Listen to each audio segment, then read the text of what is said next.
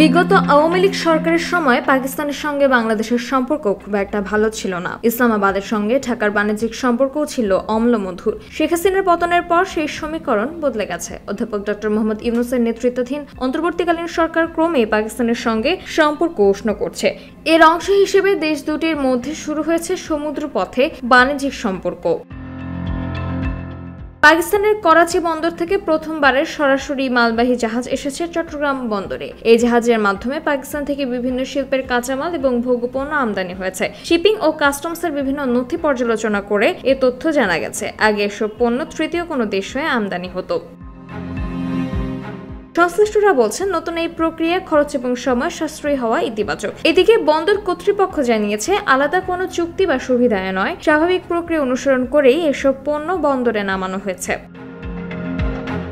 চট্টগ্রাম বন্দরের তথ্য অনুযায়ী দুবাই এবং করাচি বন্দর থেকে পণ্য বোঝাই করে পানামার পতাকাবাহী জাহাজ এমভি ইউয়ান জিয়ান ফা ঝং চট্টগ্রাম বন্দরে পৌঁছায় 11 নভেম্বর। পরদিন জাহাজটি বন্দরে 328টি কন্টেইনার নামিয়ে ইন্দোনেশিয়া চলে যায়। ইতিমধ্যে প্রথমবারের মতো পাকিস্তানের বন্দর থেকে সরাসরি আসা এই জাহাজে কি পণ্য ছিল সেটি নিয়ে চলছে নানা আলোচনা সমালোচনা।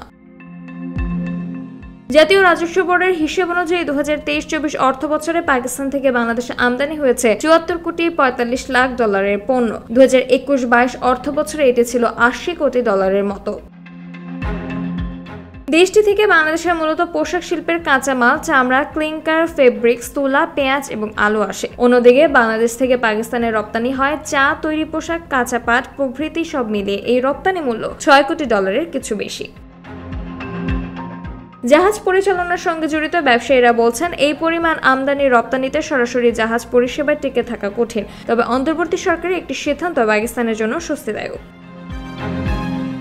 শিপিং এজেন্টস অ্যাসোসিয়েশন বলছে, অতীতে পাকিস্তান থেকে সমুদ্রপথে পণ্য আমদানি হলেও তা আসতো কলম্বো বন্দর হয়ে। এতে করে সময় কিছুটা বেশি লাগতো। আমদানি বেশি হলেও বাংলাদেশ থেকে পাকিস্তানের পণ্য রপ্তানির পরিমাণ অনেক কম। এই জাহাজ সেবার সংশ্লিষ্টরা বলছে, করাচি চট্টগ্রাম নৌ রুট নিয়মিত হবে কি না তা নির্ভর করবে মুনাফার উপর।